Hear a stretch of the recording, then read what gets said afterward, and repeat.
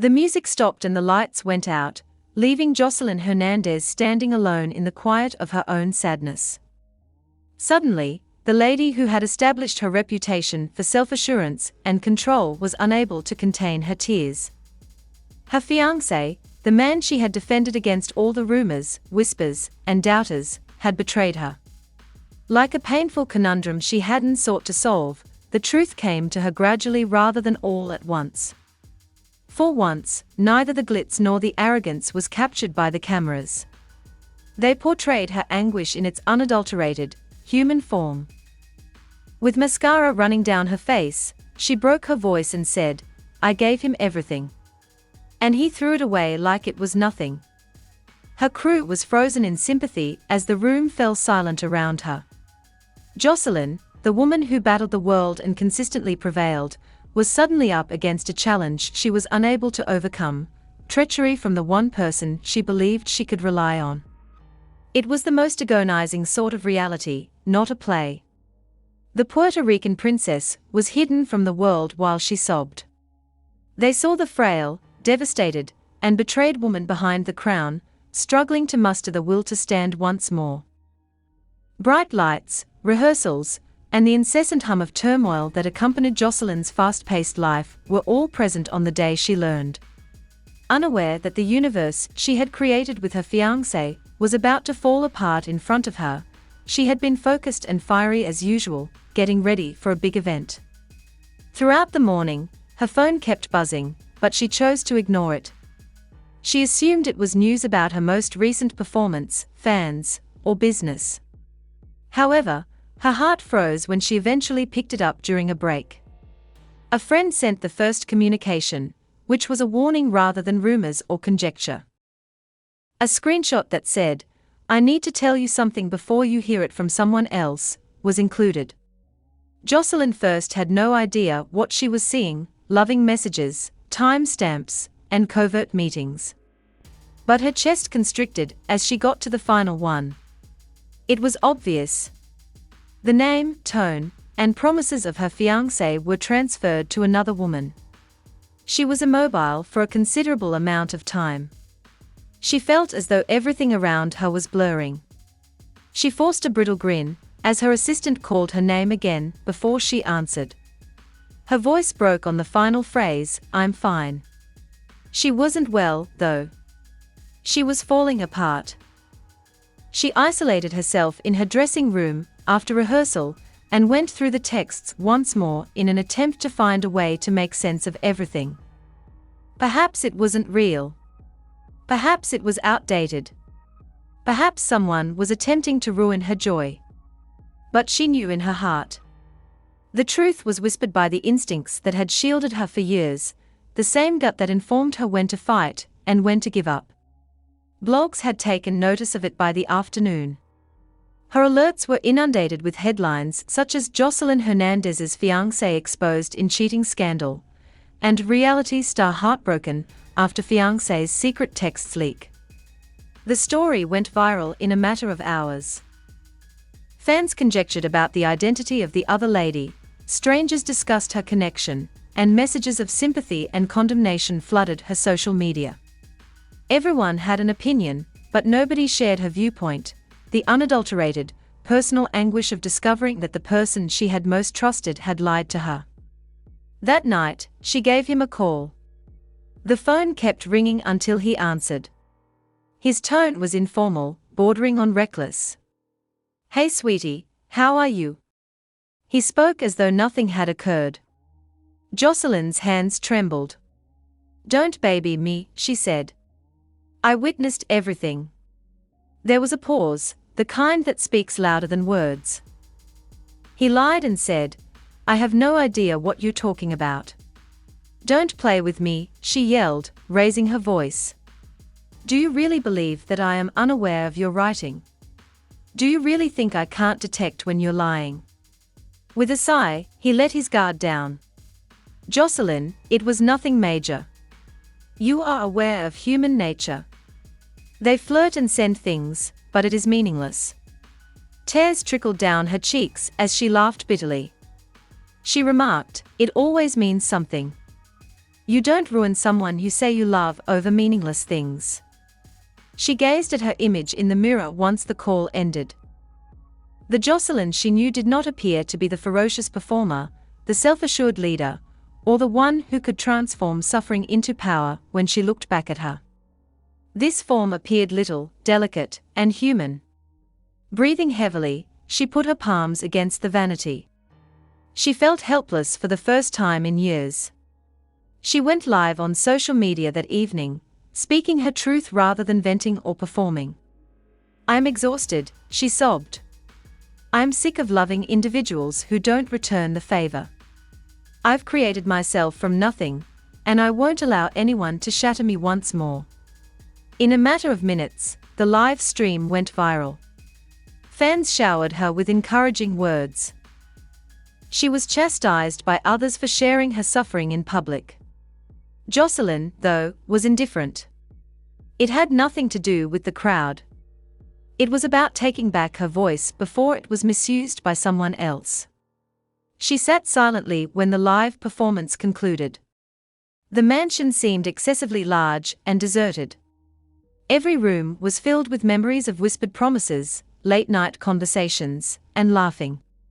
She went to the bedroom they used to share, opened the closet, and gazed at his belongings, including his shoes, jackets, and the lingering cologne smell. She briefly touched one of his shirts, then withdrew her hand as though it were burning. "Not this time," she muttered. "You can't break me twice." Silently but steadily, she wept as she packed his possessions into boxes for the remainder of the night. It was a release rather than a meltdown. Every pair of shoes and folded shirt represented a step toward her power restoration. She was weary yet lighter by morning. Beneath the pain, there was something stronger, resolve. The heartbreak was still there, intense, fresh, and consuming. Because Joseline Hernandez had already experienced hurt, humiliation, and betrayal. However, she had previously risen as well. She was certain that she would rise again, even as her heart broke. After her breakdown, she woke up in a dream from which she was unable to awaken. The only sounds in the house were the echo of her own footsteps on the floor and the soft hum of the air conditioner. Silent evidence of her choice was the boxes she had packed the previous evening, neatly arranged by the door.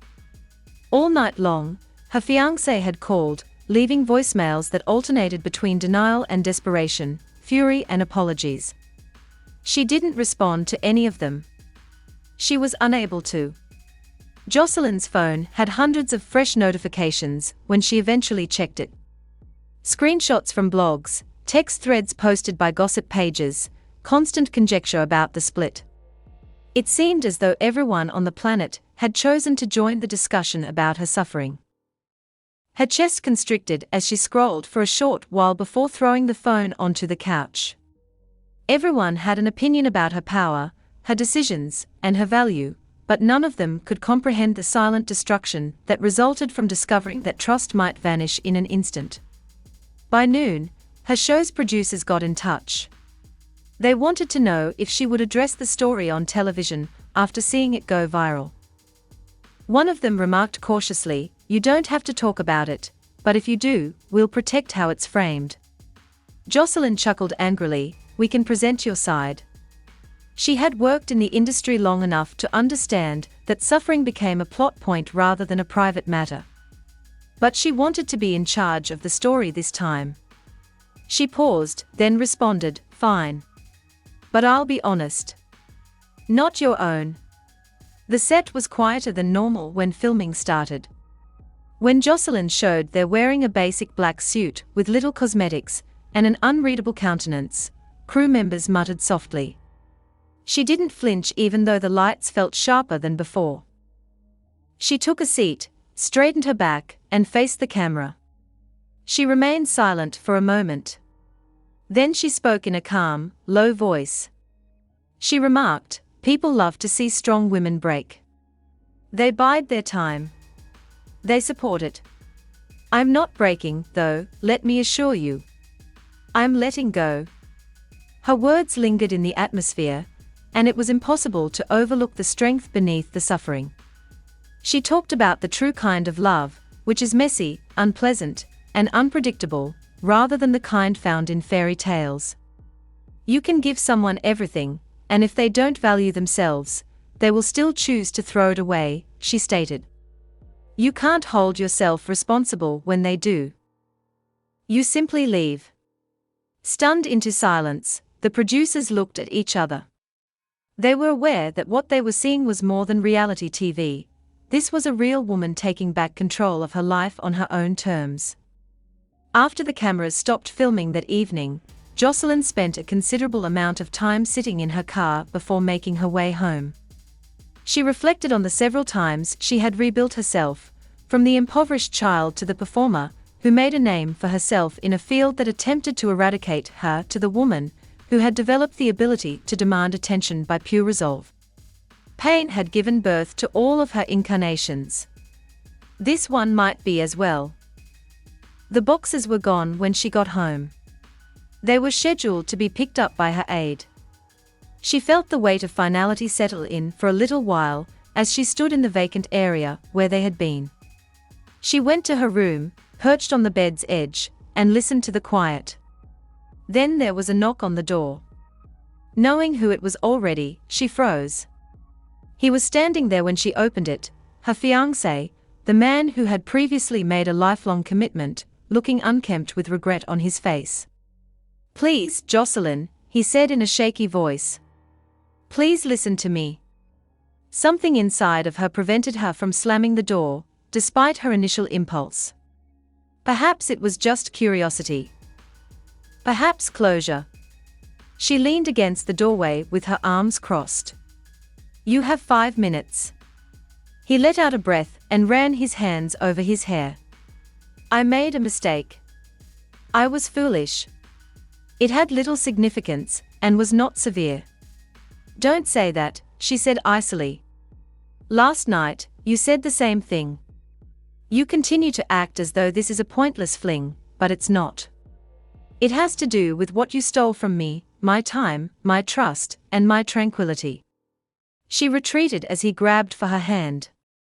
He whispered, "I love you, Joseline. I can correct this, but I made a mistake." With tears welling up but not falling, she shook her head. "No, this cannot be fixed. Something that you broke with your own hands cannot be repaired. Those messages, those falsehoods, and the reality that you were in love with someone else while I was in love with you cannot be erased." He was stunned as he stood there. The man who always had something to say was at a loss for words for once. Their mutual quiet seemed to be final. She inhaled deeply, her voice now composed. She whispered, "I forgive you. However, forgiveness does not guarantee my stay. It indicates that I will no longer bear this suffering." She had already closed that chapter in her heart, despite his attempts to interpret her expression as he gazed at her. She said simply, "Goodbye," and she shut the door without hesitation this time. The following several days were filled with rumors and headlines. One said, "Joseline ends engagement." For once, her suffering wasn't sensationalized by the media. Reality star walks away from betrayal. Another said, "She's done playing the victim, she's reclaiming her story." They applauded her fortitude. Behind the scenes, Joseline devoted her time to self-care, including writing, therapy, and reconnecting with the music that had previously rescued her. Her suffering started to become something potent. Her voice broke on the first take of a song about heartbreak that she was recording late one night in the studio. But rather than giving up, she continued, putting all of her tears and feelings of betrayal into her artwork. By the time the session was over, the producer was staring at her in amazement. "That is the sound of healing," he whispered. Joseline gave a small smile. "No, that's the sound of freedom," she muttered. She experienced an inward shift when the song replayed over the speakers. She had become more refined as a result of the betrayal. She was no longer the person who sobbed in front of the camera. She was the one who had transformed her suffering into strength and her heartache into history. Even while everyone else was still talking, Joseline Hernandez had finally discovered the most crucial lesson of all. Sometimes the best retaliation isn't retaliation at all. It is tranquility. Months passed, and Joseline's heartache started to change into something very different: strength. A peace that felt earned took the place of the pandemonium that had previously engulfed her. The most difficult mornings had been the first few without him. The regularity of checking her phone and discovering nothing but alerts from strangers rather than affection from him, the empty side of the bed, the silence where laughter once resided, all of it had become intolerable. But gradually, something changed. Perspective was all that was left after the ache subsided. She started concentrating on herself once more, this time on the private Joseline Hernandez, who had aspirations long before she became famous, rather than the public persona that the cameras adored. She began keeping a nightly journal in which she wrote about her feelings, losses, and discoveries. Every sentence was a declaration that she was still standing, and every word turned into treatment. One night, she wrote, "He didn't break me. He made me realize how powerful I already was." Joseline put herself back into her work in the weeks that followed. She found solace in the studio. She poured her anguish into lyrics that were powerful, honest, and unapologetically authentic while spending hours producing new music. Each song contained a fragment of her reality, including her self-reflection, betrayal, and revelation that she was complete without anybody else. She shook her head when one of her producers asked whether she wanted to lessen the intensity of her voice during a session. "No," she replied. "I want others to experience my emotions. It only matters in that way." Her new music struck a chord right away. Her song "Done Crying" went viral on the internet when it was released. It was praised by fans as her most genuine work to date. The song was about freedom rather than retaliation. "You broke my heart, but I built it back stronger," the chorus repeated, seeming like a personal triumph. It was more than simply a song, it was her statement of independence. "You dimmed my light, but I'm shining longer." Her ex-fiancé attempted to publicly atone for his mistakes in the meantime. He apologized incoherently on social media, claiming that he had lost the love of his life, and that mistakes don't erase memories, but Joseline remained silent. The cycle of reaction was something she had outgrown. She refused to turn her suffering into a spectacle, even though everyone else expected her to clap back. Rather, she shared a single statement that expressed everything she needed to: "Some lessons come wrapped in love. Others arrive covered with falsehoods. In any case, I gained knowledge." Her page was inundated with support from her followers. For the first time in her career, the topic of discussion was her bravery rather than scandal. The woman who had earlier been characterized by rage and fire was now praised for her grace. She had come to represent all women who had experienced intense love, been deceived, and yet managed to persevere. She consented to participate in an interview about her journey months later. In an attempt to be gentle, the interviewer inquired, "Do you ever regret giving him your heart?" Joseline gave a gentle smile. "No," she replied. "Because love is not an error. Staying after it ceases to be love is a mistake. I entirely gave my heart, and now I return it to myself." Millions watched the broadcast, and the video quickly gained popularity. The instant she smiled after uttering those words was replayed by everyone. It was a serene smile rather than one of sadness or resentment. It evolved into an empowering meme, with a healing message that went beyond rumors and controversy. Joseline had secretly begun seeing a therapist, something she had previously said she would never do. In one session, she said, "I always thought therapy was for the weak. But now I realize it's for the brave, for the ones who want to understand, not just survive." Gradually, she started to analyze the deeper patterns that had brought her to this betrayal, as well as the betrayal itself. She started to realize that unconditional love is sacrifice rather than true love. She was also tired of giving herself up for other people. There was no denying the change. Her friends were the first to notice the change, the calmness in her energy, the patience in her words, and the softer tone in her voice. She was no longer acting. She was living her strength, not just acting it out. The audience erupted as she came under the lights for her first significant live performance since the split, which took place months later. Her opening song was about renewal rather than retaliation, heartbreak, or suffering. "This one's for anybody who ever thought they'd never get back up," she shouted into the microphone as the beat dropped, grinning at the crowd. "You did." "Yes, I did. Everybody does." She started crying at the end of the show, but they weren't tears of heartbreak. They were thankful tears. For all the lessons she'd learned, all the wounds she'd healed, and all the versions of herself she'd given up to become the woman she was today. Joseline's career and message continued to develop in the months that followed. She started a podcast about perseverance, self-worth, and the value of making a fresh start. Other ladies in the field who had experienced comparable suffering were among the guests. They discussed forgiveness, healing, and regaining self-love following betrayal. It was referred to by her admirers as the realest thing Joseline's ever done. After filming an episode one evening, she sat on her balcony with a view of the city lights. The warmth of the air seemed peaceful. She inhaled deeply and said to herself, "I made it," not because the anguish had subsided, but rather because she had at last discovered how to move past it.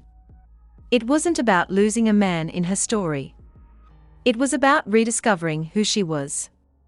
People also noticed her smile when it was captured on camera months later. The woman who had previously sobbed over betrayal was now standing straighter than before, not because she had forgotten, but rather because she had moved on and forgiven. Joseline Hernandez ultimately did more than just endure her fiancé's infidelity. She went beyond that. More than anything else, that turned became her ultimate kind of retribution, living, prospering, and shining without ever turning around. Joseline Hernandez opted for the latter. Heartbreak has the power to either break or strengthen a person.